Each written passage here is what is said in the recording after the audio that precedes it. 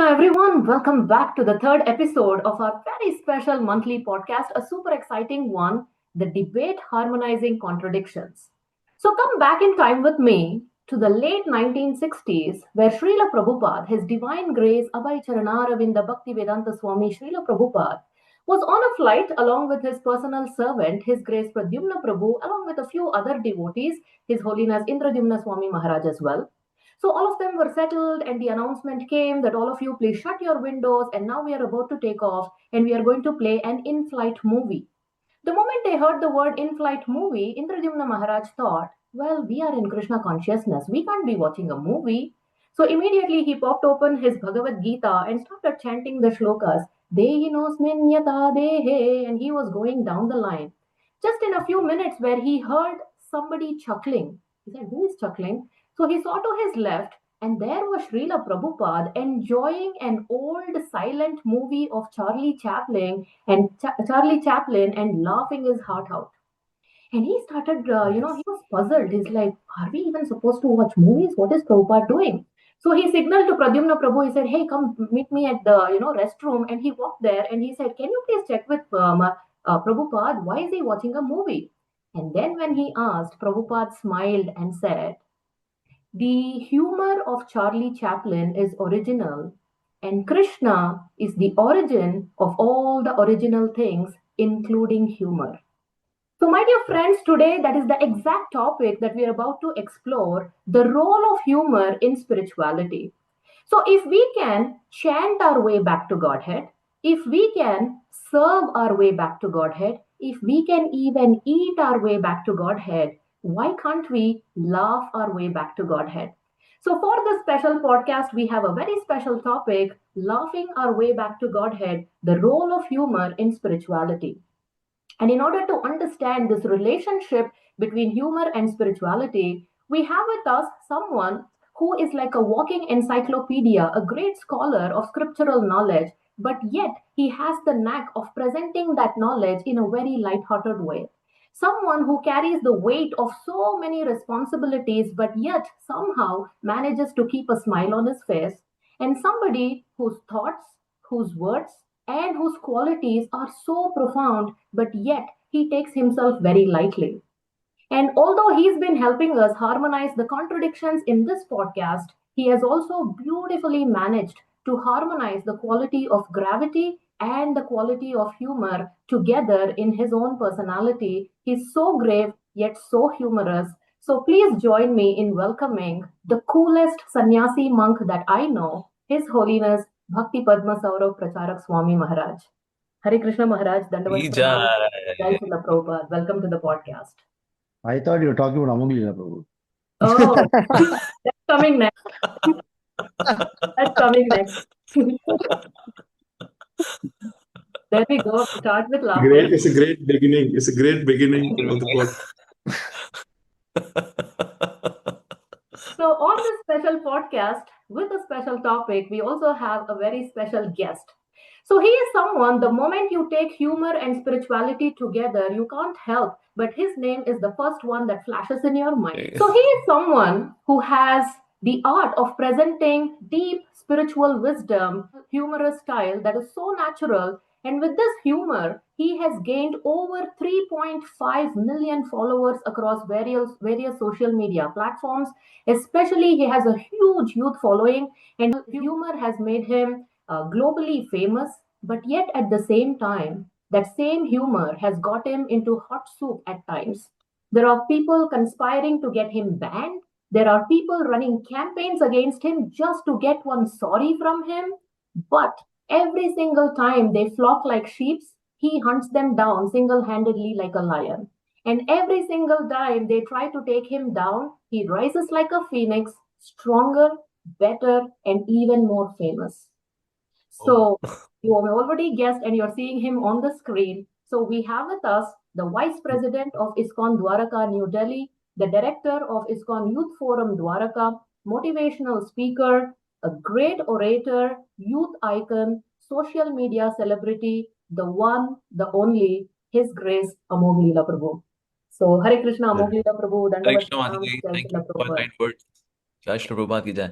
Thank you for readily agreeing and being part of this podcast, Prabhu. It means a lot to us. You know, I came to take association of Maharaj. I came for my own selfish reason. Fantastic. And as always, I have two wonderful devotees joining me as co panelists to ask thought provoking questions, to get into the depth and draw some wonderful insights from this topic. So we have His Grace Madan Govind Prabhu, who is the project director of ISKCON Khawai, Center of Vedic Education and Yoga. And we also have His Grace Shant Gopinath Prabhu, who is the media manager of many prominent speakers in ISKCON, including His Grace Amoglila Prabhu. So thank you, Prabhuji. Dandavat pranams. Thanks for joining us today. Shank Bila, Fugi Jai. So Maharaj and Amoglila Prabhu, for both of you, my first question is, the general notion is that spirituality is a serious business.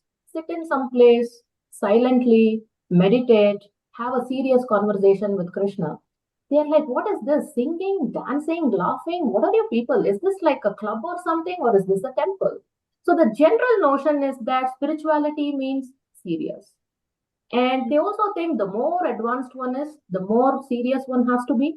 And there is a fear of being judged, that if you are jolly, if you laugh, that maybe people will perceive you and judge you, that maybe you are less serious, less renounced, and less advanced.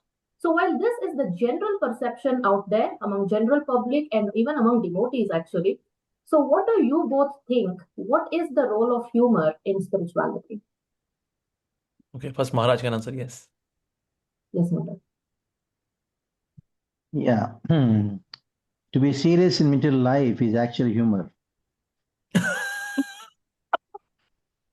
It is a Like a quote. it's the actual humor. So when you speak about people serious about material life, what else you can do other than laugh? Yeah. At the same time, actual seriousness in spiritual life is to be humorous. That is how you manifest your seriousness in spiritual life, by being humorous. Because humor is actually the closest manifestation of ananda. When somebody is in ananda, what else he can do other than laugh? So that is why in the more you are serious in spiritual life, the more you experience humor. And the seriousness in material life is nothing other than humor. It's just actually laughter. It's a joke. So that's what I would like to say. Amonglia Prabhu is master in this. I'm just a nursery person in Hasya Rasa. I'm only in nursery. You are a master, Maharaj, a spiritual master. So as Maharaj rightly said that yes, of course, humor is part of spiritual life. Once Srila Prabhupada, he was giving a lecture and he said that devotee is very grave. So one devotee who was listening to this lecture, he became very frown-faced, bitter-faced, and to show that he's very grave.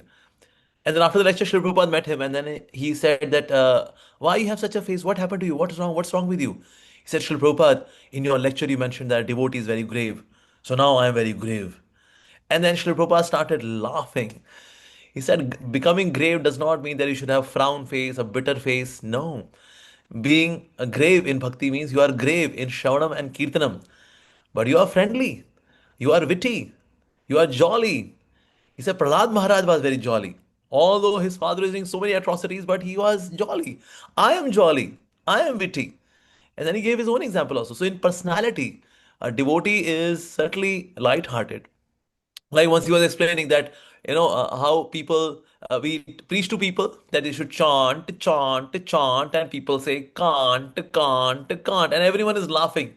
Sometimes he would imitate the sounds of vehicles running around, and then so in this way he would crack humor.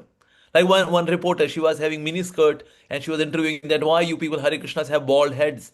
And then Srila Prabhupada said one should have warm legs and cool heads. Then one can understand Krishna consciousness. And then again everyone laughed. But it had a deeper meaning at the same time. That one should be covering the body properly. At the same time, one should have cool head. One should not be short tempered. So in this way, he would also use humor many times to explain things. So in this way, so humor has got its own value. Like the past time which you mentioned about Charlie Chaplin. And then afterwards, what you mentioned. Then afterwards, Srila Prabhupada gave his example of Radha Krishna Lila. He said there is humor in the spiritual world. There was one hunchbacked lady, and she approached Krishna. Krishna, I have fully surrendered to you. And all the gopis, they ridiculed. Oh, Krishna, just see, you're also bent. She is also bent. You will make such a good couple. And then all the gopis, they laughed. And remembering this, Srila Prabhupada laughed. So, looking at Charlie Chaplin movie, he was remembering the Haseras which happened between the gopis and Krishna. So in this way, he was always Krishna conscious. So in this way, humor has got its own value, no doubt. And spiritual life also, we see that somewhere we need to be human in our expressions, and being human in our expression also includes being humorous also. Lightly, philosophically, in non-hurting way, we should be humorous, light-hearted. Yes. Fantastic, Maharaj and Prabhu. So, Madan Govind Thank Prabhu. you. Yeah. My question is for Amore Prabhu. Seeing your style of preaching, Prabhuji, it gives a huge confidence, belief that in preaching, humor does play a very important role to make the subject more approachable, relatable, easy to digest. But you think too much of humor can also dilute the essence of the subject, can distract, from the core of the subject? Is there a potential risk of crossing a boundary? Yes, yes, of course. Humor can also backfire. Like I remember earlier, Gaur Prabhu used to use too much of humor. Now he has also customized humor with more teachings. But earlier, and he could see maybe the comments which were there in the videos, and seeing that he has changed his style. He has become now more emotional side kind of preacher. But humor has to be customized in case people are just remembering jokes. That's it. So that's not good. Sometimes some humor can be used to give some teaching, but teaching should be there in the heart. Not that people forget the teaching and only humor that joke was only remembered. No, that should not happen. Especially those who are in saffron. People expect more devotional, philosophical content from people who are in saffron. Even those who are wearing dhoti kurta. So people expect more spiritual content from such people. And nowadays we see that there are other people who are on internet who speak with gravity. So, and we, in case we become too humorous, and people may feel that okay, for fun, you can go to ISKCON. ISKCON is funny people, full of funny people. And for more grave content, serious content, more elevated content, more deep content, more esoteric content, listen to such and such Maharaji, such and such speaker on internet. So somewhere we also give that kind of image, and that's not good for us. So somewhere we should do that, and we should also see the comments whether on YouTube or Instagram, how people are responding to our humor. Of course, some people would always be there who are sensitive and they would feel bad. There would always be some people. So it's a tussle for a preacher in case he makes his preaching way too grave, way too serious, then he loses a connect because people sleep in the class. When there is so much of seriousness and people sleep in the class. So sometimes a preacher may use humor to wake them up from heavy dose philosophy because we have our audience as the Kali Yuga audience actually. Somebody once asked me, Amugilapu, why you use so much of humor? Shri Shukdev Goswami never used humor while speaking Bhagavatam. Why do you use humor? I told him that his audience was Parikshit Maharaj. What a listener is there? Do we have listeners like Parikshit Maharaj? No. Sud Goswami? No. So speaker is also liberated and listeners are also liberated.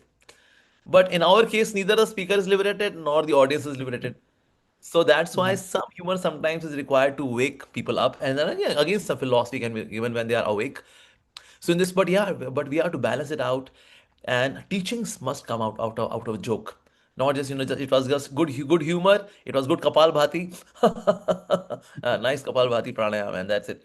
No, so that phase we have to bring message also. Sometimes to explain the message, there can be some humor. Srila Prabhupada used to use humor, but it should not become the main thing of the whole discourse. Thank you, Prabhuji. Thank you, Roji. Maharaj, I have one question from you, Maharaj. Like, if there is some person who is, no, they have, everyone have their own kind of personality. Some person are very humorous, some are very, grave and serious. So now the management or the preachers or the teachers, they have to see what kind of behavior one is having. So can it be concluded that if someone is not having laughter in their lives or is too much serious, then there is a indication of any kind of spiritual burnout, like their sadhana is not good, or they are thinking everything is becoming mechanical. So how come this humor in their life can revive this freshness? And definitely emotional well-being is also required in devotional life. So Maharaj, how can this humor can help, and how do we judge, how do we calculate it? Yeah. Before I come to your question, I would like to point out the most grave Prabhupada disciple whom I've ever met. My spiritual master is only Srila Gopal Joseph Maharaj. At the same time, in Mira Road, there's one video which was circulated a lot. I hope you remember that video. He's laughing and laughing and laughing, and he's not able to control his laughter. Huh? I was surprised Yeah. when I saw that video. I was surprised because I was not in Mira Road at that time when this video was taken. I don't know how many of you seen that video. It can be incorporated in that in this particular podcast. It'll be nice. So he's the most great person, and his lectures are quite straightforward, and there's no mirch masala in it. But at the same time, he's experiencing the hasya rasa in Krishna consciousness. So until unless we experience the hasya rasa in Krishna consciousness, there is no way that we can be happily practicing Krishna consciousness. Krishna says in the Bhagavad Gita, Susukam Kartrum Avyayam. In the world of Dukkalaya, how can this practice of Krishna consciousness be Susukam? It is only when you see this material world as a joke. Every aspect of this world is a joke. Every word spoken by the ministers or sportsmen or anything which comes is actually a joke. Even the biggest terror news, terror active, this one, that's also a joke. So you have to see it's a material world is a joke. The news of the material world is a joke, actually. Somebody becomes very serious because somebody died.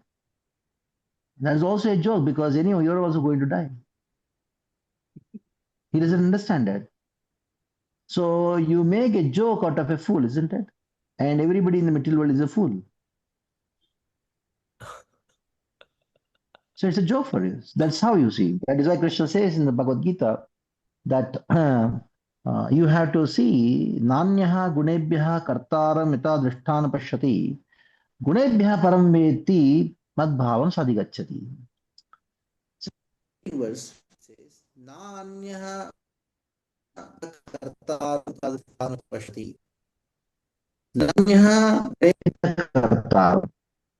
What is the thing which is acting in this world is gunas, three modes of nature. They are dancing. The dance of three modes of nature.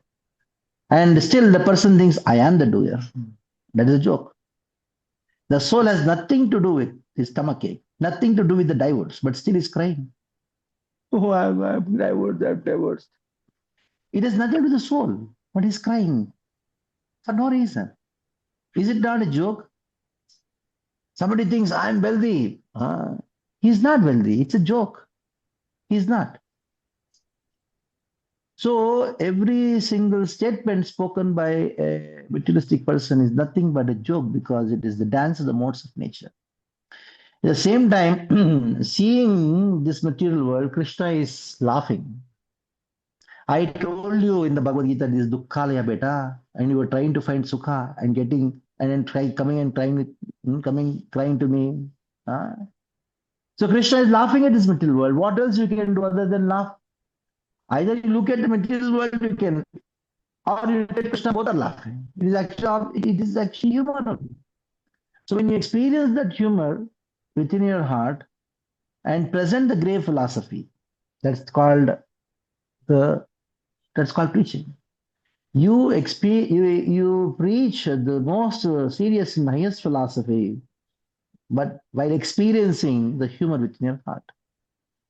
So that's that's one of the aspects which I would like to speak. And by coming back to the question, if somebody is depressed in this world for any reason, the only thing what you can do at him is laugh. That is what Krishna did. When Arjuna was crying, what did Krishna do? Prahasanniva Bharata. Senayororbhyorbadhe. And in this, between the Sena, what Vishidantam, he is crying, Ashrupurna Kulekshanam.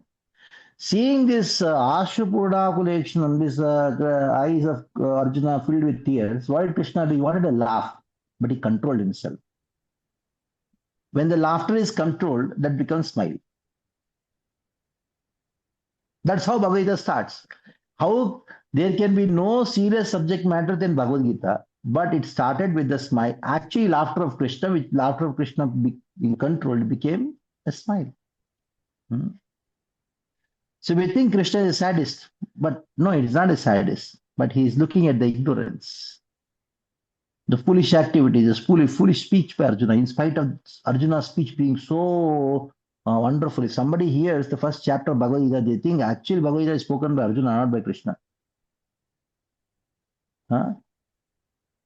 One who spoke, Krishna, you don't know Dharma, I know Dharma. Killing a sinful person is also sin. Ah, yes, Arjuna is speaking wonderful. And now the same Arjuna was addressed by Krishna as you're a fool. But in a smiling way, laughter way. So depression and any other misery of this world, anybody experiences, whether devotee, non-devotee, whatever it may be, he is the object of ridicule. He is the object uh, of laughter because he's a fool. Yeah. Thank you, Maharaj.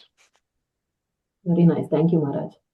So, Amoglila Prabhu, my next question is aimed at you. Yes. So, ego versus humility, Prabhu. So, somebody who is too proud and egoistic, it's usually very hard for them to laugh and especially laugh at themselves. But however, when somebody is quite humble, they can even crack like self-deprecating humor. They can crack jokes on themselves. They can even see their shortcomings and laugh at it and keep moving on. So, Yes. can humor become a powerful tool to dissolve one's false ego and become more humble? Is it a sign of spiritual maturity if somebody can actually use humor as a tool to become more humble and less egoistic? Oh, yes, absolutely. Not Hmm? just our own ego, even other people's ego can be very mildly melted by the power of humor. Like Sri Prabhupada, when he was in London, so he was interviewed by one interviewer. He says, Swamiji, you have come to London. Why don't you go to hell to preach? And then Sri Prabhupada said, what do you think London is? He says, Wow. Swamiji, how can you say London is hell? There is so much greenery in London, and you are saying London is hell? Sri Prabhupada said, yes, it's a green looking hell. Again, so he was very embarrassed. And then Sri Prabhupada said, but anyway, still the credit goes to the great Englishmen who have established a nice civilization at such a hellish place. So it was a humor and with a strong message, and his ego was actually settled. So sometimes he would do that. Once His Holiness Gopal Krishna Swami Maharaj, he met with the SBI's chairman, and he was very proud, arrogant. And then he said, "So you are chairman?" And SBI, yes, Maharaj. So in total, how many branches are there in India? Well, Maharaj, around 25,000. So how many come under you? He said, Maharaj, around 500. And the Maharaj said, okay, out of 25,000, only 500 are under you. As soon as Maharaj said this, his ego was settled. And then Maharaj then also pampered him a little bit. But yes, even to make someone who is very stern, can you melted by humor? But yes, we should be very careful that we should not make fun. We can have fun, but we should not make fun. There is difference between the two. Yeah. Sometimes, in order to have fun, we make fun, and that can hurt somebody's ego. So, but it's in a mild, loving way that the ego can be melted. But yes, we can make fun of our own selves. Like once, one devotee said, Prabhuji, I have not completed. Yesterday night, I slept for 4 hours. He said, oh, anyways, we have got from 5:15 to 7:15. We have 2 more hours because mostly we are sleeping while our chanting. So for a relaxing time. So in a way, we are making fun of our own selves that this is the quality of our chanting. One of my friend he applied for sannyas, and then he was saying that I'm going to the Cupid Maharaj in ISKCON. So again, it was fun. How can somebody who's a Cupid by nature can be Maharaj, and the one who's Maharaj can't be Cupid in nature? So he was making fun of himself. Just see, this is the way I am. I still have attraction for such and such woman. Just see, this kind of sannyasis are going to be there in Kali Yuga. Are you understanding? We are going to rule ISKCON, Baba. Humor, but making fun of himself. What kind of third class person I am. So, in this way, when we do this, it actually settles us. Because more we blame others, we feel more hurt. More we bring our fingers direction to our own selves, we feel settled. It was all because of me. It is my own shortcoming. And our own shortcoming can also be highlighted in a humorous way. This is the way I am. Yes. So when you do this, that's very helpful. I should remember when he would go when he was in USA, he would say, "Just see, I'm just a one Bengali old man, and all of these Americans are following me." So he would say this in a very humorous way, Mhm. and then but people would laugh, and then people would have good time. So Srila Prabhupada would also use this. But although he was at the heart naturally very humble, but yes, just to for a sadhaka also, it is very helpful that I can pinpoint my own shortcomings in a humorous, light way, and then not get boggled so much by anarthas. I've got so much of lust, I've got so much of this and that. Yeah, I have them. I have to work on them. So we have to take them seriously, but not so seriously that it boggles my everyday activity. So in a way, humor, it makes us more lighthearted. It lightens up the weight of that issue which is troubling me. Fantastic. Thank you, Prabhu. So I have my next question for Maharaj. You mentioned many times this material world is a joke, full of challenges, full of struggles, full of uncertainties.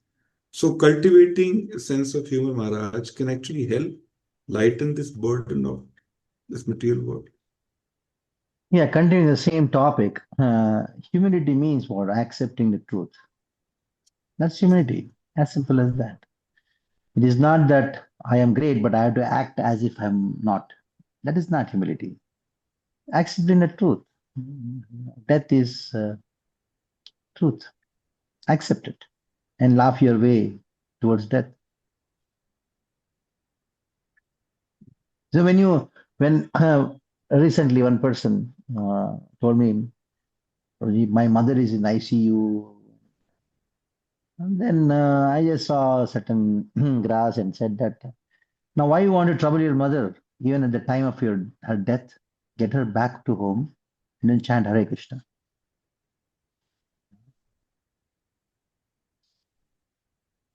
And initially he was so upset about it. Then later on he called me and told Prabhuji, actually you spoke truth. Then I laughed at him. See, you know very well that she's going to leave the body. But still, when I spoke the truth, you did not accept it. Of course, he contemplated and he came back. So, this world is a joke. It's a fact. So you have to present the seriousness of of the truth of this world, how seriousness of their ignorance, the disease, in a way that they would accept it. And that only happens when you really put a bomb in the form of a joke. Take it lightly. Nothing is serious in this world. And we are being befooled by Maya by thinking that the situations in this world are very serious and very important. They are not. It is just nothing but the result of your karma which you're experiencing. That's all. So humor actually makes a person understand the reality and truth, and accepting reality and truth, that is called humility. Well, they means to accept the truth. Yes, I'm a fool. Then Among your was telling that a devotee is criticizing Atmaninda, very doing it in a very um, uh, very frank way, very sincere way, without duplicity. That's called reality. That's called humility, accepting the truth. Yeah. One question for Moga Prabhu. Prabhuji, this cultivating sense of humor, is it natural to one or it can be actually cultivated? Because if I want to become Amur Prabhu, it's impossible for me. The kind of sense of humor you have. Is it something natural or it actually can be cultivated uh, Yes. by someone? Actually, some people are naturally humorous by birth. They have that wit, they have that knack. But one can also develop it in case he wants to use it in Krishna service. Like in my case, also by nature, I'm an introvert person. People feel astonished that really, Amogilapu, are you an introvert? Yes, you ask my parents. They'll tell you that I had no friends. Very less, very few. Sometimes when they want a fast bowler, then they would invite me. Usko bulala, call him. Otherwise, I had not many friends actually. So I was an introvert and happily as an introvert. No, not a depressed person, but happily as an introvert. But I could see that my introvert nature is not helping me in my preaching thing. So I should cultivate this extrovert nature as well. So then I started working on this humor thing as well. So I would watch sometimes even comedians of outside world. How do they do this? What do they crack? What's the timing? What are the words they use? So they use it in Krishna service. And Krishna let me develop that because the plan was not just to get some stardom or I just make people laugh and then people respect me, but people get connected with that style of preaching. So sometimes I watch this stand-up comedians. So content would be from Srila Prabhupada and style would be theirs because they connect with audience. So I would mix the two. So we can develop that as well, provided it is not for any kind of mundane a cause, but for preaching, for connect, for Krishna, you're developing it. So then Krishna lets you do that. So by birth, I was not, very happy-go-lucky, happy-go-lucky, but not very humorous kind of person who is always joking, socializing. I was not that kind of person. So I got now two natures. One is by birth. One I have cultivated for preaching. So when I'm alone, I'm happy with myself. When I'm in public, I become extrovert also. So in this way, it can be cultivated. Yeah, that's possible. Thank you very much for it. Very nicely explained. So, although I ask many questions to you, Mughal Rapo, every week, but sometimes every day also, as per your availability. But there is a famous quote that life is a tragedy for those who feel and comedy for those who think.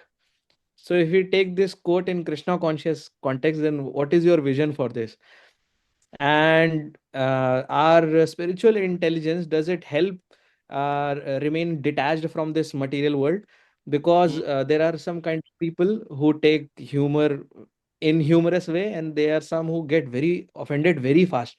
There is Mm. a word which you use, tesu people. So they get Uh, very very much angry by such kind of jokes. So what's your context, what's your vision in this? yes, yes, that's true. So life is a tragedy for those who feel and a comedy for those who think.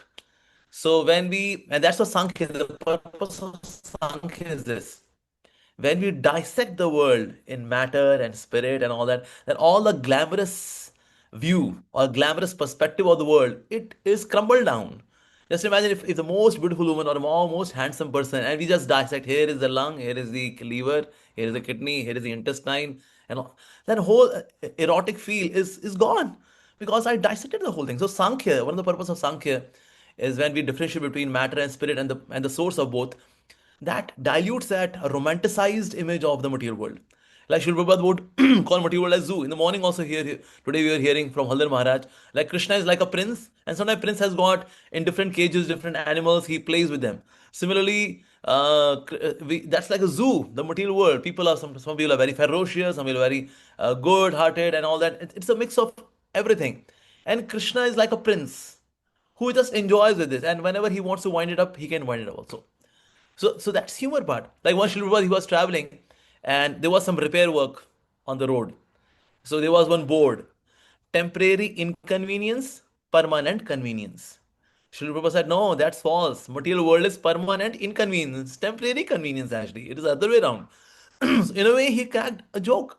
Like with Miss Mexico, once she visited the temple, and devotees were very happy. Today Miss Mexico came. She was so beautiful. She was so gorgeous.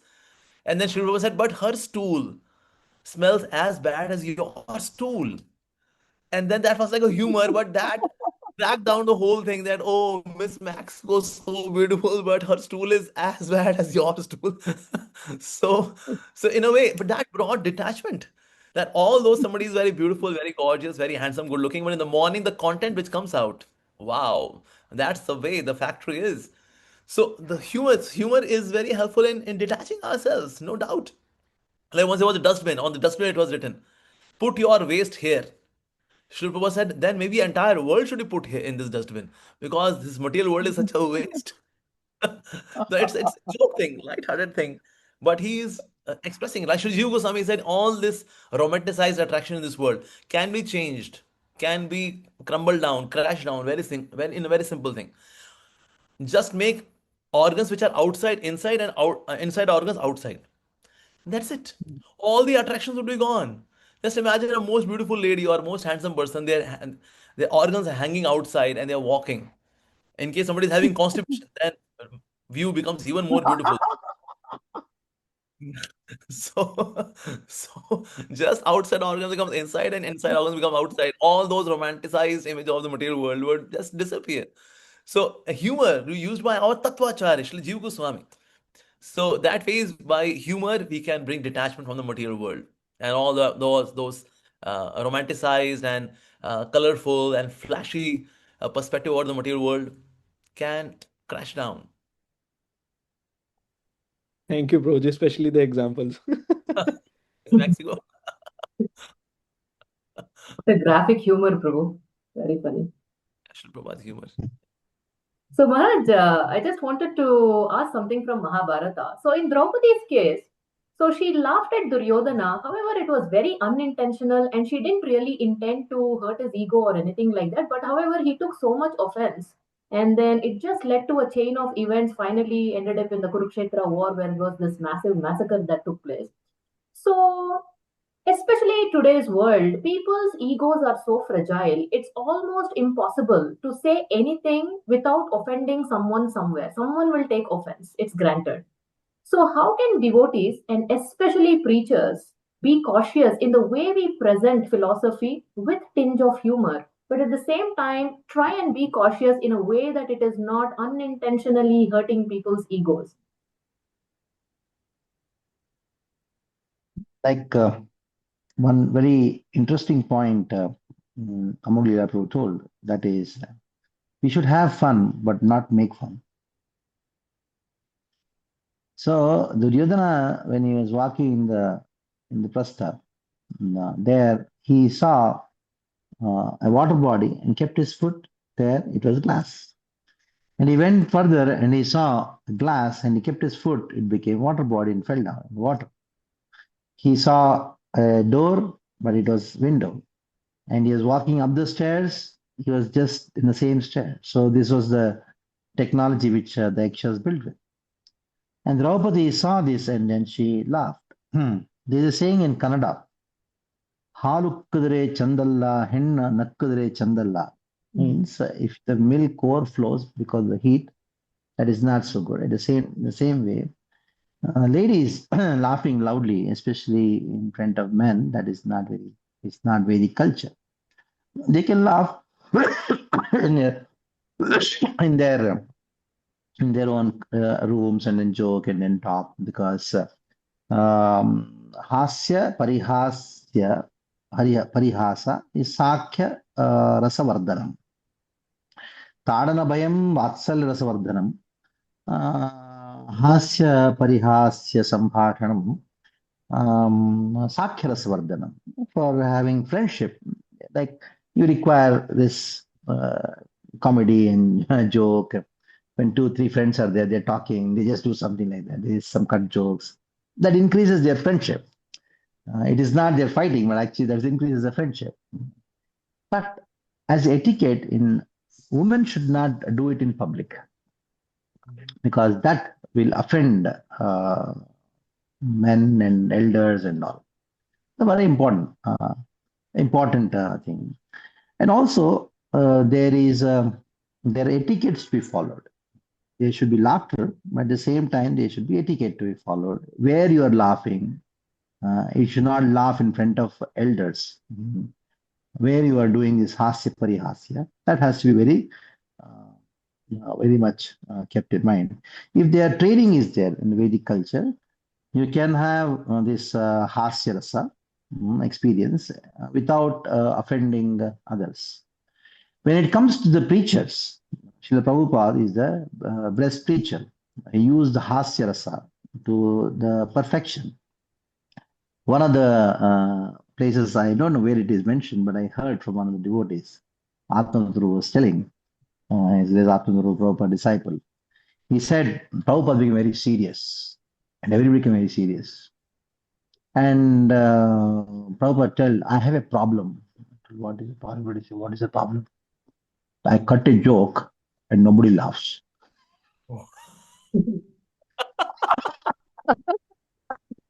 Prabhupada said that your intelligence is so low that if you're not able to understand my joke and I'm frustrated about it.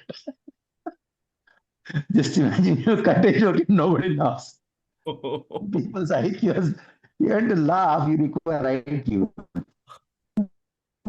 You have to so down that you cut a joke, they don't understand it. And that became a joke. And then people start laughing. And they were laughing at themselves. So sometimes when you talk about how horrible is material life, how foolish it is, then all the grahasthas are sitting there all laughing. At whom? Themselves only. That is the biggest laughter. Oh. So one should know how to present it, where to present. It's all depends on his way. Of course, there'll be some people who will feel bad. So after cutting a joke, you should quote a shlok. There's a saying which was there when I joined at that time. The saying was, crack a joke, quote a shlok. Oh, interesting. So these are you balance things. Balance So if out. you crack, somebody is really laughing and miss the point, the shloka will help him to understand why the joke has been cut. And if somebody became upset, the shloka will help him understand why you should not be upset. To crack a joke, quote a shlok. That was the formula when we were when we were there in initial days of Krishna consciousness at that time. That is a formula of making lectures when you used to prepare for lectures. The lectures you were writing down, 5 pages, and small books were completely full. What to speak? Now these days it is all you have all the YouTube and listening, and you can. But at that time it was not there. You had to make physical notes and what you want to speak. Uh, so the formula was crack a joke, quote a stroke. Wow. Yeah. Amazing. Mura Prabhuji, it reminds me of similar another incident in Bhagavatam of Chitraketu Maharaj, where he also playfully passed a comment and Parvati Ma got offended. Now here, Chitraketu Maharaj did not have any such intention of offending Lord Shiva, but he did pass a playful comment. So how devotees should be careful in using humor as a tool so that you don't end up offending other people while you use humor as a preaching tool. Yes, yes, yes. While Where is the boundary? yes, yes. So while using humor in preaching, one should be very careful that one should not be condescending other. When we are condescending, then that means we are belittling others. That's not good. That hurts others. We are superior, you are inferior, and with that flavor, if I crack a joke, so that hurts actually. Also, sometimes say some sacred personality is being belittled. That also can hurt. Like I remember one of our devotees, he was describing the past name of Nimai. Then how Brahmana comes and then Nimai steals the food and then he eats the food and then he says, "Oh, Nimai has again eaten the food. He has spoiled my offering." So in Hindi, he said, "वो साला निमाई आके फिर से उसका खाना खा गया." Now see, wo Sala Nimai is the Lord.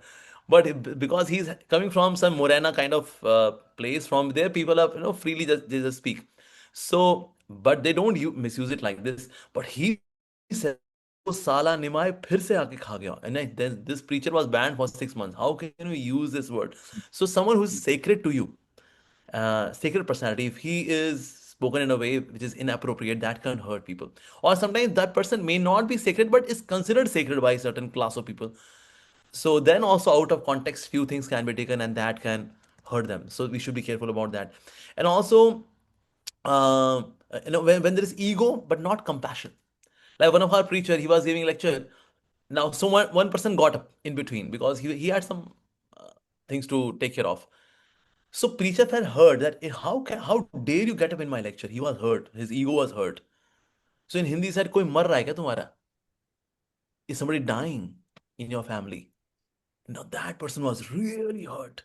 He shouted back on the speaker, "How dare you say this?" So at that time, this humor was not out of compassion. This humor was actually out of ego. That how dare you get up in my class? I should first get up and then you get up. How dare you? So when somebody cracks humor like this, that is also is not in a good way. Or say somebody cracks a humor which spoils the devotional mood. Like one preacher describing the friendship of Madhumangal and Krishna. He sang a song, a Bollywood song. This is now devotional rasa of Sakiras between Krishna and Madhumangal, and singing this song is not appropriate. Or say somebody cracks a joke against gender. Ladies are weaker gender, lesser intelligent, or so that ways, especially those who are modern ladies who are from city background, they feel especially very hurt. We remember one Maharaj, he came to our temple and he said, देखो औरतों का दिमाग तो कम ही होता है, सब जानते हैं इस बारे में. So those who are city background ladies, they felt hurt. I had to take 2-3 sessions to settle them, to let them continue chant Hare Krishna. So sometimes the gender based joke can also make them feel bad, or say complexion based joke. In India, people are cool. In case somebody calls a dark complexion person as Kallu, say, yeah, yeah, that's the way I am. I'm Gulab Jamun. Gulab Jamun is black, and I'm tasty, man. In India, people are more cool, but in West, people are more sensitive about complexion. It can be a racist remark. Then how can you say this? I said one statement of Srila Prabhupada, but it had that flavor somehow. I had to have public apology. Okay, okay, I seek apology from all those who felt hurt. But Krishna is black. Ved Vyas ji is black. Kalindi Yamuna is black. Shaligram is black. So I am biased towards black. I am not biased against black. My God is black. My father is also having brown complexion.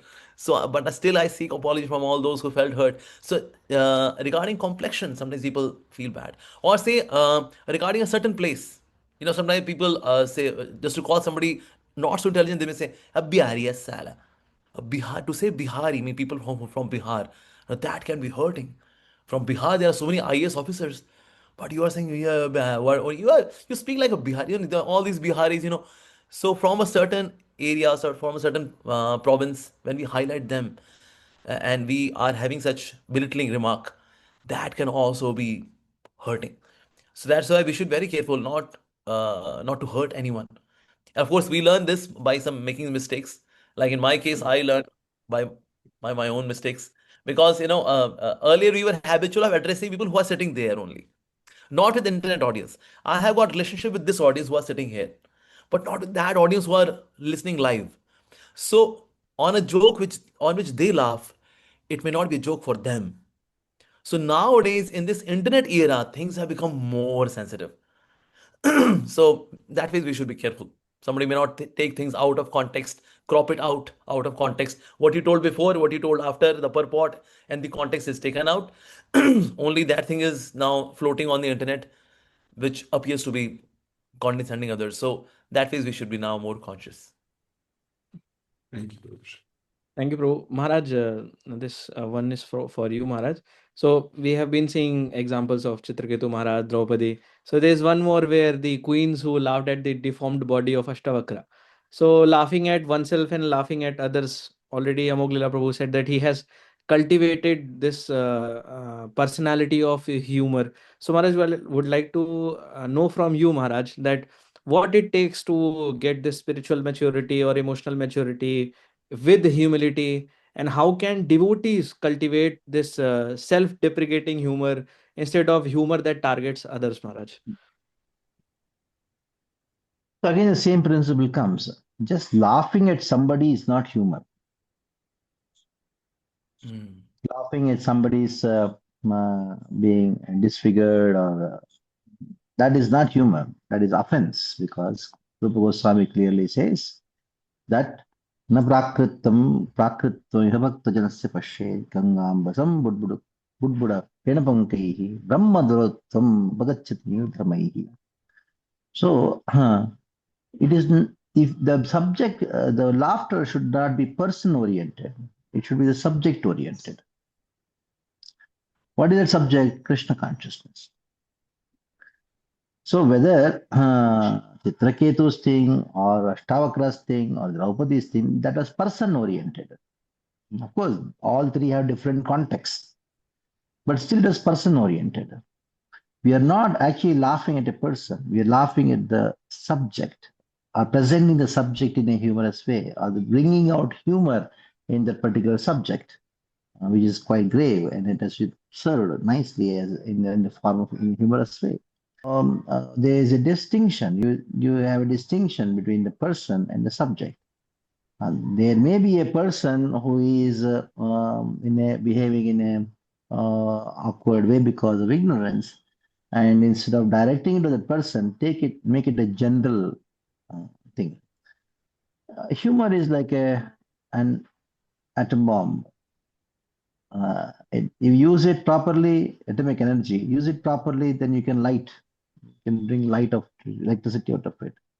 But if it is not used properly, it will burst, and then and maybe people will laugh at you. Instead of making people laugh, people will laugh at you. That's how we should be very careful about using it. So best is not to laugh at a person, which generally happens in this world. That is humorous stories of Tenali Ram and all. They used to tell very nicely. But the person who is speaking, he would be speaking in a very grave way, but every word would make people laugh. So that shows that he is not laughing at someone, but he'll make people laugh. That's the distinction. Every preacher who is using his humor should know that humor is not to laugh, but to make people laugh. So when they laugh, you join their laughter. That is fine. But laughing at someone, that's going to be serious. Okay. Yeah. Thank you, Maharaj. So, Amoglila Prabhu, I wanted some tips and tricks from you in case of, like Krishna, the God we worship is so playful, so joyful. In fact, it is said, Raso Vaisaha in Srimad Bhagavatam. He's full of rasa, the essence of all the rasas, including Hasya Rasa. So we see his whole childhood, he was the biggest prankster we know, and even outside of Vrindavan. Kunti Maharani chanted the whole series of prayers, and his reciprocation was that he smiled back. And then the ladies of Hastinapura on the terrace, they are engaging in Sanjalpa, and the reaction was he smiles. And like Maharaj earlier quoted, even in Bhagavad Gita, Kurukshetra war, Arjuna is almost on the verge of crying, but even in the middle of battlefield, Krishna is smiling, Prahasan Iva Bharata. So, given that we worship a Lord who is so playful, who is so joyful, so as devotees of Krishna, what can we learn from him that in our own daily lives, day to day, how can we make our living more joyful and playful? What practical things can we incorporate? Yes. So obviously, yes, of course, Krishna is Rasovaisa. So Krishna's all the pastimes, they have this transcendental humor. Whether he's dealing with the gopis or his gopas or with the parents, there is transcendental humor, no doubt. Like once when Krishna delivered Nal Kuver and Manigriv, so they were offering prayers and they were about to leave. And then Madhumangal arrived. He could see Krishna is talking to someone. He said, Krishna, who are you talking to? And then Krishna said, actually, two Brahma Rakshas came out of these two trees. And they asked me, is there any tasty Brahman? We are very hungry. So I gave them address of yours because you are such a tasty Brahman. You eat so much of laddu. You are such a tasty Brahman. I gave him GPS address of your home. He said, Krishna, what have you done? You have given address of my home? He said, yeah. And then Madhumangal, he just ran away. Krishna is playful and even devotees are also playful. Like one of Bhakti Siddhanta Saraswati Thakur Prabhupada. So, and Srila Bhakti Maharaj, he knew that this person is a mathematics teacher. So he asked a question about Rasa Leela and mundane love affairs of boy and a girl. And then Srila Bhakti Maharaj, he said, no, there is a right angle, there is also obtuse angle, and there is acute angle. In acute angle and obtuse angle, there is some strain. But in right angle, there is no strain. So Rasa Leela is like right angle. And affairs of this world, either they are acute angle or obtuse angle, but they give very acute pain. And this way, with this obtuse and acute and right angle, he explained a mathematics teacher the difference between Rasalila and mundane love affairs or between a boy and a girl. Now, it was humorous way of explaining Siddhanta. So in this way, we can have anecdotes of Srila Prabhupada and our acharyas, which have teachings, and yet at the same time they have the humor flavor in it. And of course, Srila Prabhupada used to say, if devotee is morose in Krishna consciousness, that means he's weak in Krishna consciousness. Because our natural swabhav is to be happy. Anandamaya Bhyasa. So that's the nature. Even somebody is not liberated, even at the Brahma level also, there is Brahmananda, even at the stage of neutrality. So nature, the nature of soul is joyful. So when more we are morose, more we are in the material world actually. More we are joyfully situated in Krishna consciousness. That means we are actually relishing Krishna consciousness. Like Maharaj said, that this is how we experience at being in the material world. More we are closer to our inherent nature, more you will be happy, joyful, and genuinely joyful, not just plastic smile and say, hey, how are you, hey, everything is fine, not that kind of joyfulness, but genuine only one is joyful. So we should see, in case if I am morose, I am sad, that means somewhere I am away from Krishna. Just like when the spark is near the fire, it illuminates. When it is away from the fire, it extinguishes. So more we are near Krishna, we also become joyful. We are light-hearted, effulgent, illustrious. That's the way we come to our closer to our real nature.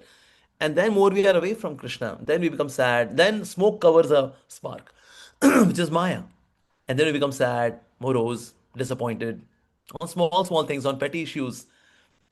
So we should see that somewhere if I'm morose, somewhere I'm weak in Krishna consciousness.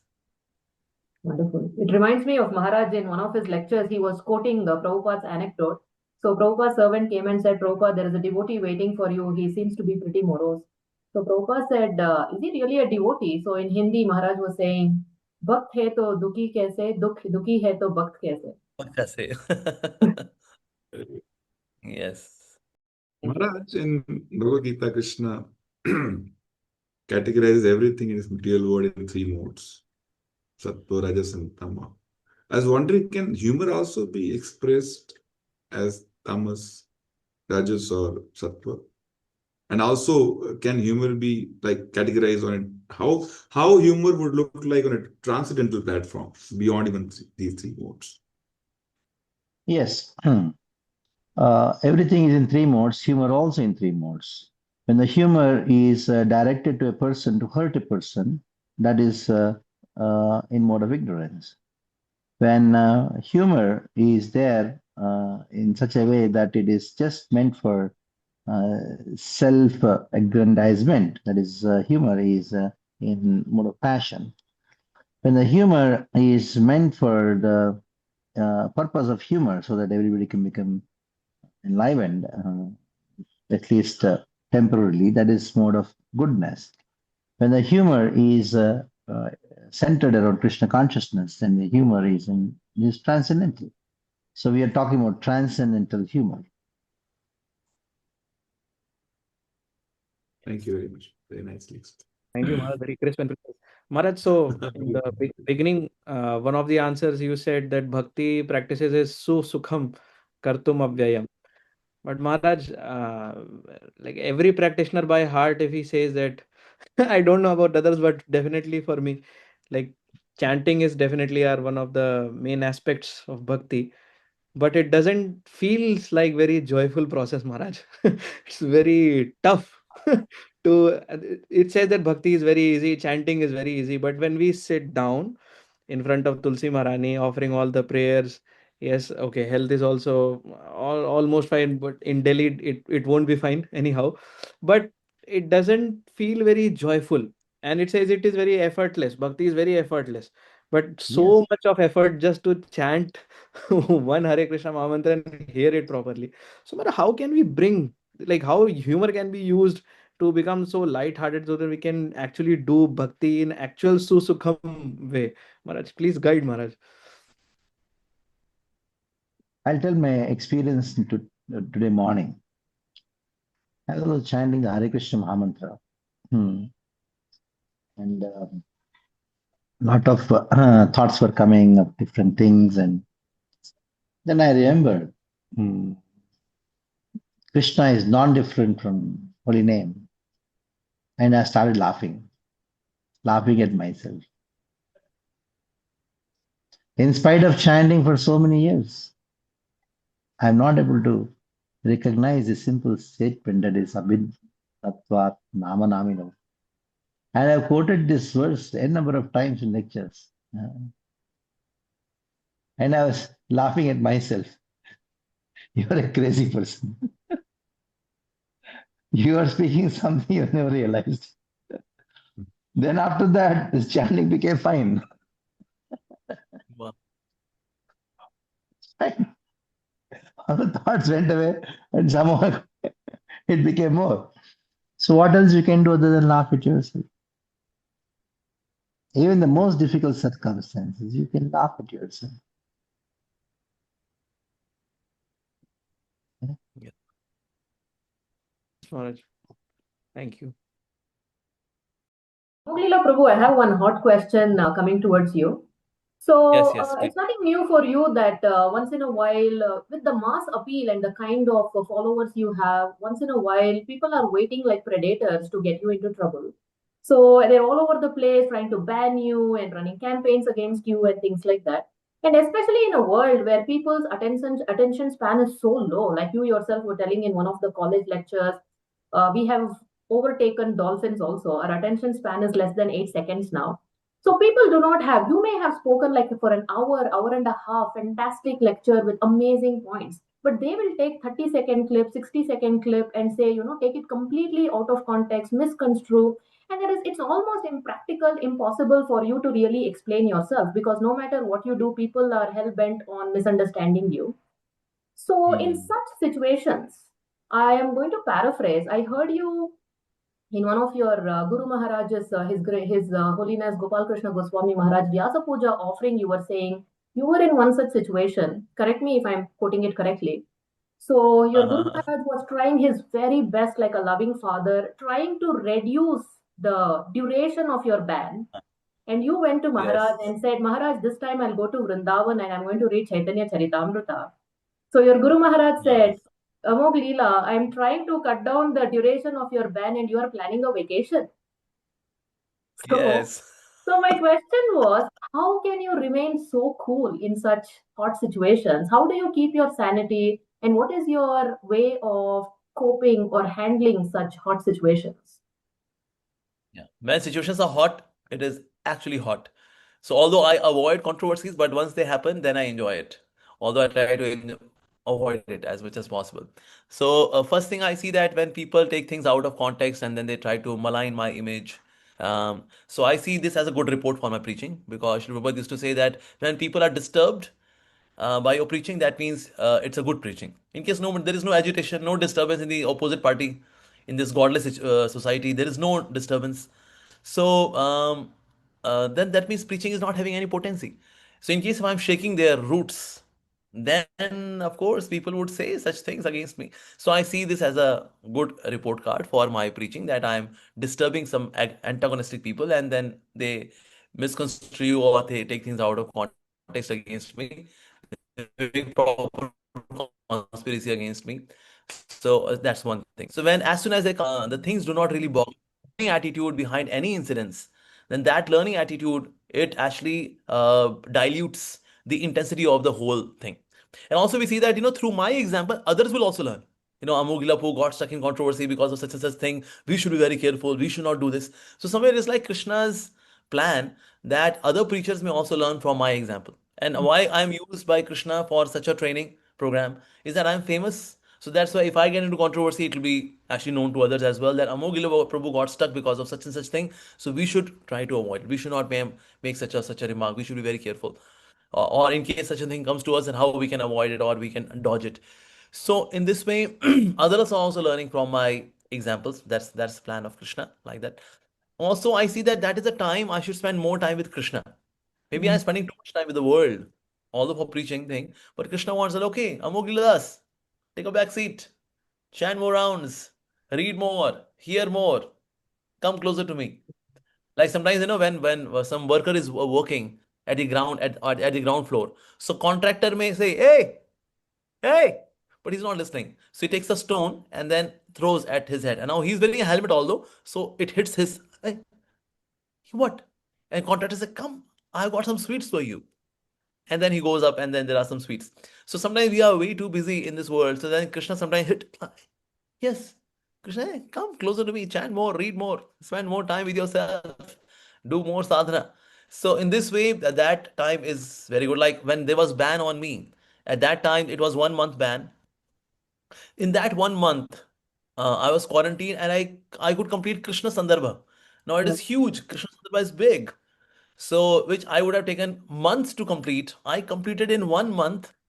It's around say 1,200 or 1,500 pages, thick, big, with commentaries if we study Krishna Sandarbha. So that 1 month, I have to study.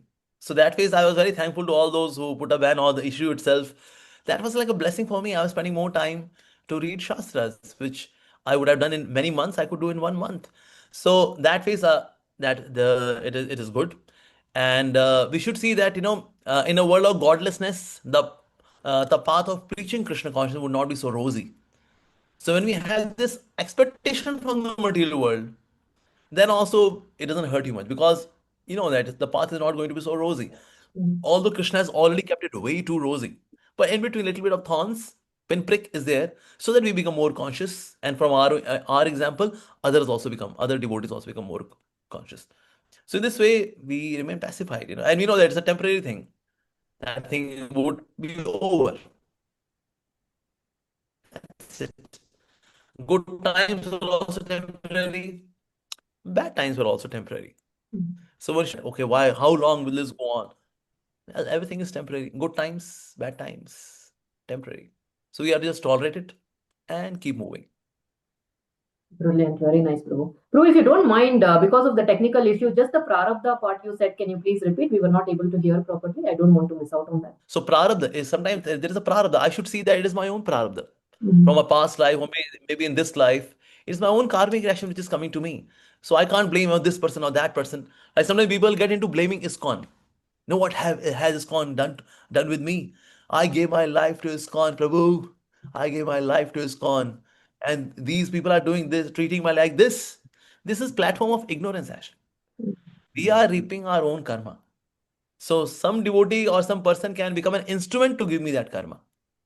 So when we see this, and instead of blaming blaming ISKCON authorities or my temple authorities, and this is all very childish and from the platform of ignorance. So we should liberate ourselves from this platform of ignorance. That but these people will not support me. I know ISKCON is not with me. ISKCON matlab kiska con? Stupid, idiotic ideas, actually. ISKCON is there with me. Everyone is there with me. But sometimes some devotees can be used by Krishna to give me my own prarabdha. Mhm. Or maybe Krishna wants me to detach from the material world. That can also be a reason. Krishna is planning the whole thing. It may be not prarabdha, because you know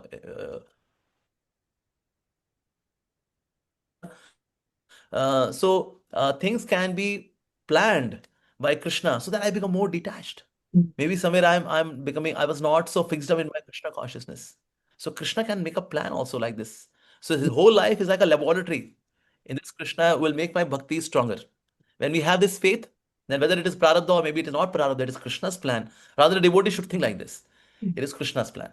If I see that it is prarabdha, maybe it can dilute my faith in Krishna. Krishna, my prarabdha is coming. What are you doing? You are just sitting there, enjoying with Radharani. And here I'm suffering. I'm chanting 16 rounds. What's this?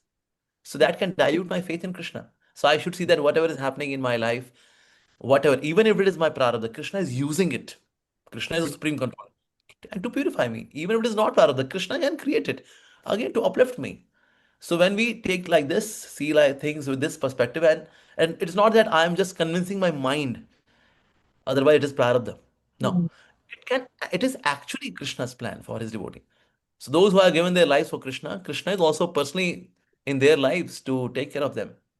So Krishna's plans are inconceivable, but we should know that Krishna is Suhridam Sarvabhutanam. When he's Sarvabhutanam, he's Suhridam. Why not he's Suhridam for his own preacher?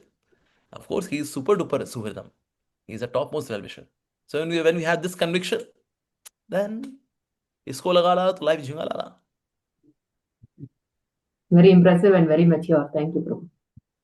Maharaj, when does humor take us closer to Krishna, and when can humor distract us? If you can substantiate this with some examples.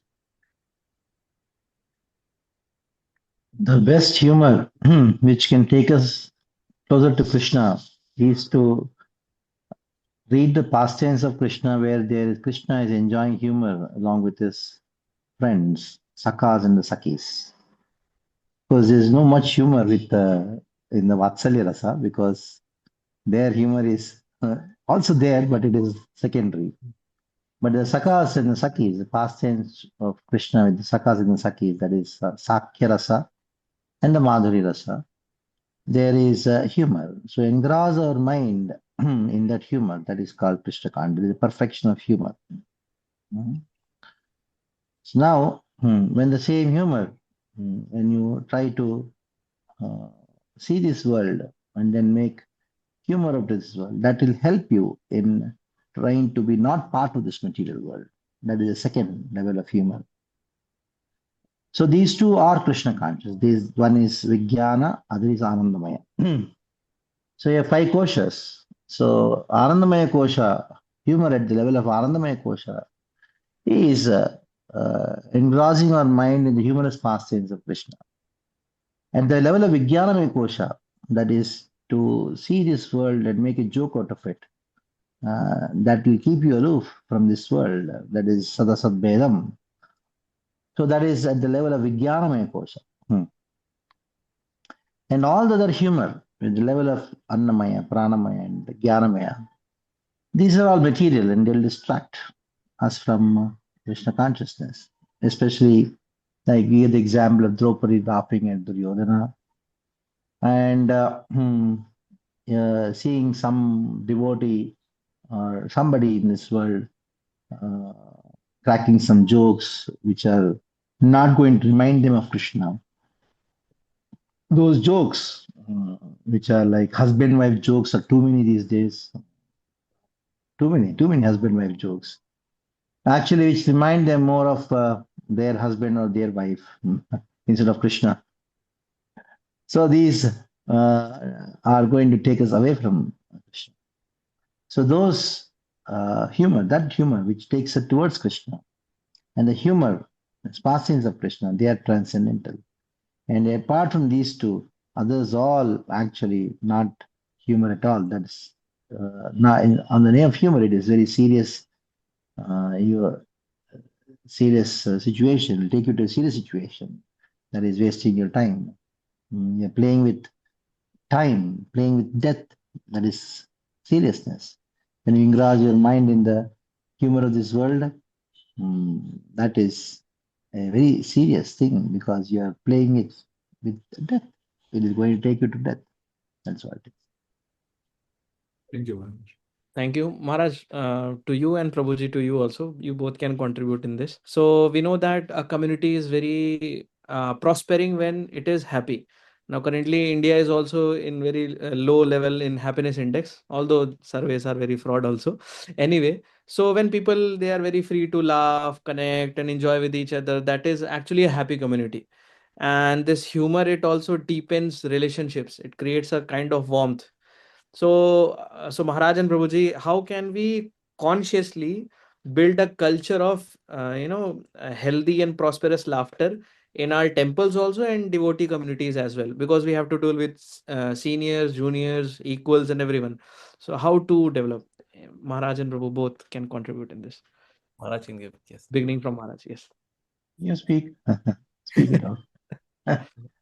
So, Maharaj, after you, Maharaj. Okay. So, yeah, have Amog Prabhu's classes in your community. Dwarka is blessed and other also temples though who hear Prabhuji.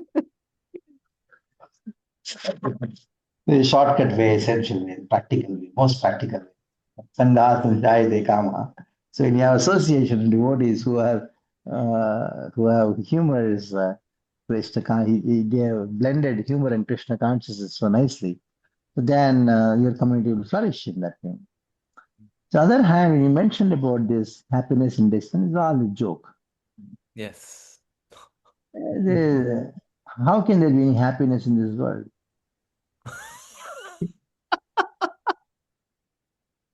Yeah, actually, when Misery you index. Misery index. yeah, when you call misery index as happiness index, that's joke. And actually, when you have this happiness index, that highest happiness index is in some Sweden or Switzerland or somewhere. I don't know which country it has. Yes. That European shows country. it's actually most miserable Switzerland. index.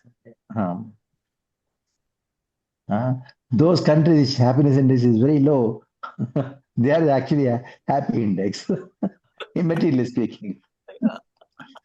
Uh, you may take it, say, some Bangladesh or some India, it is very low. They are the most happy people, materially speaking, in the sense that you go to a village, a boy is running around without clothes. A 7, 8 year old boy, he may say, hey, he doesn't have clothes. That means he's very poor. But if you want to see for him what is a play tool, a tire and a stick. He takes the tire and goes on, throwing around a small tire. He's very happy. And you Yeah. are going to some tennis club and that golf. In spite of that, you land up in the evening in the bar. Frustration. Yeah. Actually, it's frustration in this. It is not happiness in this index. So that's called dukkha doshanu darshanam. Hmm. Mm. So anyhow, well, as your question that is how to make your community very happy, prosperous in happiness index. It's only by calling Amogila Prabhu, not by having somebody designing ways and means how to become happy. Some corporate training, they have some game. What is this game? So there was one. I should not name the devotee. There's one devotee, Westerner. He told probably we'll have some games so that devotees will become close to each other. Oh. The games involved crazy things, young boys, girls, men, and women, and they try to play the game together. When this was about to be done, we just started doing it. Then I told it's lunchtime now, and everybody went for lunchtime. And I spoke to the devotee. See, Prabhuji, this is not going to increase your happiness index here in the community. It is going to increase their lust index. Wow. So he was convinced about it actually. He told maybe it's in America, it's fine, maybe it's not going to work in India. Then he dropped that idea. It was many years back actually. What is this playing ball together, throw ball onto each other? Some stupid games are there. So that they become very joyful. And I do, what is this? It's crazy. Yes. Okay. Just That's call true. Amogila Pro, fine. That's the end of the matter. Yeah. Maharaj. Amograpu, you can also contribute in this, like because we have to deal with senior, juniors, Uh-huh. equals. So Yeah. how this community can be happy now? I would see in ISKCON Dwarka because there is culture of listening. In that listening, devotees have such good time. Like we are having now, His Holiness Haldar Swami Maharaj. He's taking sessions on Madhuri Kadamini. Now, when he talks about all these symptoms of Anishtha Bhakti and the way he exposes with the real life examples, and we laugh so much in the classes, 2 hours pass with such laughter and amazing learning. So everything is there in our Siddhanta. The examples, the anecdotes, the quotations by our acharyas, they have got sufficient content to make us feel actually happy. There is philosophical richness. At the same time, there is joyfulness. Like, or sometimes we can also pinpoint, how we, in case we are getting distracted or deviated from our own philosophy or say our own value system. Like our Bhaktivinoda Prabhuji, once he said that how values are changing nowadays. Earlier it was purity is the force. Now majority is the force. Earlier it was books are the basis. And now checkbooks are the basis. Earlier, preaching is the essence. Now, initiation is the essence. Utility is the principle. Now, profitability is the principle. So pinpointing such versions that sometimes we follow, which are not really aligned with the values which are given by Srila Prabhupada, we had such good laughter. Like there was one joke about president, and how president has to take so much of load. People want to become president of the temple. What does that mean to become president? So president means in the center there is I. From one side there is press, and other side there is dent. In the center there is I. That's a president. That's the president in ISKCON temple. Actually, it's such a heavy duty task. One person had taken a vow that I'll not open my mouth. I have taken a Maun Vrata. Who can break my Maun Vrata? So everyone tried, but nobody was successful. One person whispered something in his ears, and then he said, "No, never." So his Maun Vrata was broken now. So somebody asked, "What did you say in his ears that he broke his Maun Vrata?" He said, "I told him, would you like to become president of ISKCON temple?" He said, "No, never." Now humor, but also it has got a message that being a president is not that easy. Wearing like it's a thorny crown. It's a crown for those who see, but those who are wearing it, they know that it's a thorny crown. So in this way, there is humor, yet there is a message as well. Like democracy. Democracy is known as democracy is for the people, by the people, and of the people. So for can become so democracy nowadays is democracy is far from the people, by the people. That means you purchase them by the people, BUI, and then off from the people. So that's democracy nowadays. Like Prabhupada would say, democracy means demon crazy. When demons go crazy, that's democracy. So in this way, he would have his so, in this way, we can have some Krishna conscious humor, which is not really a distraction, but yes, it brings more remembrance of Krishna. That can be there. And then devotee culture of Shravanam will bring everything for us. When we hear Harikatha, in Harikatha, there is joy, there is philosophy, there is clarity, there is humor, everything is there. So we should cultivate this culture of Shravanam, Harikatha, irrespective of time. Like Maharaj is speaking about 2 hours every day in the morning, 2 hours in the evening. And devotees are there and they're laughing, they're making notes also. Such good sessions. So by having Shravanam, from such Vaishnavas, of course, we can be happy. Actually, when somebody has digested Siddhanta sufficiently, then with the humor and lightheartedness, one can present Siddhanta. In case if I not digested it, it's just an intellectual thing for me, then we struggle to explain Siddhanta with humor and lightness. So that's why it's because Maharaj has digested Siddhanta. We see Bhakti Padmaswami Maharaj. We hear so much humor from Maharaj. And all of that humor, the person who relishes the most is Maharaj himself. Because Maharaj is transcendental actually. And seeing Maharaj's relishment of that humorous conveying of the Siddhanta, we also feel connected with the Siddhanta as well as we also enjoy it. And Maharaj, his laughter is transcendental. We have seen Maharaj, there is a constant smile on Maharaj's face. Like currently also we can see Maharaj's face. He is having that constant smile. Why? Because heart is joyful. So when that is there, we feel joyful. So we don't have to do all of these activities as Maharaj told, throwing balls on each other and all that, ladies and prabhus and matajis. And that will increase something else, but not really happiness. Yes. Brilliant. Thank you, Prabhu. So on that note, Maharaj and Prabhuji's, we will wrap up our very wonderful, meaningful discussion. Does anybody have any parting words before I wrap it up? Chant Hare Krishna and be happy. And express the happiness through laughter. Yeah. Maharaj can say, Maharaj. Anything, Maharaj? Parting words? Like initially, you start off with your introduction, say, laugh your way back home, back to Godhead. Yes. Yeah. Yes. So, Yes. Maharaj and Amoglila Prabhu, is this the first time you both are on the same podcast? Have you done it Yeah, anything? I think so. Oh, Jai. Yes. We're really But honored and blessed. Yes, Prabhu? it's my good fortune, Maharaj is my spiritual teacher, he's my Shiksha Guru. Yes. So it's an honor to be with Maharaj on any platform. Yes. Thank you for bringing the family together under the shelter of Maharaj. Yes, anytime. So it is such a joy today to see both of you like this. And Amoglila Prabhu, I don't know if you know it, and Maharaj, every time you both meet anywhere, Shant Gopinath Prabhu very diligently sends us the pictures. And every time I post it in Maharaj's WhatsApp community, people love it. The kind of spiritual brotherhood that you and Maharaj share is through the roof. I mean, so it's so nice, it's so inspiring to see Vaishnavas connecting like this. And Maharaj, all of us here on the panel, we share mutually the admiration that we have for you and respect, Maharaj. You are the kind of elder brother that everybody needs. And you have been guiding us, whether it is on the podcast or off the podcast. So thank you so much, Maharaj.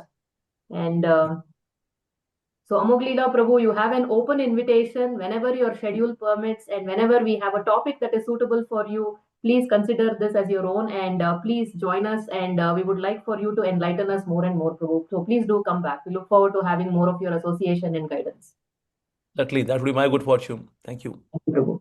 And Shant Gopinath Prabhu and Madan Govind Prabhu, as always, thank you so much for joining. Shant Gopinath Prabhu, you just got back in the country yesterday, and Madan Govind Prabhu, you had a big ceremony in Udaipur, a major milestone. But in spite of that, you took the time and you're here and adding to this podcast. So thank you so much. I'm so grateful.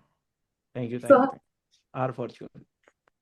So, Hare Krishna, everyone. There we go. I hope you like the topic and I hope you like the kind of discussion that we've had here, the contribution, especially from His Holiness Bhakti Padma Saurav Pracharak Swami Maharaj and His Grace Amoglila Prabhu. In case you liked it, so please do us a favor and please share this podcast with others. So, the topic is laughing our way back to Godhead. Instead of individually laughing our way back to Godhead, it's more fun when together we laugh our way back to Godhead. So kindly share this podcast so people can enjoy this Hasya Rasa. So we will see you again next month. So with yet another unique, unusual, special topic. So we will catch you very soon. Until then, let the debate continue. Hare Krishna. Hare Krishna Maharaj and Hare Krishna Prabhuji. Thank you so much. Hare Krishna. Seek your blessings, Maharaj.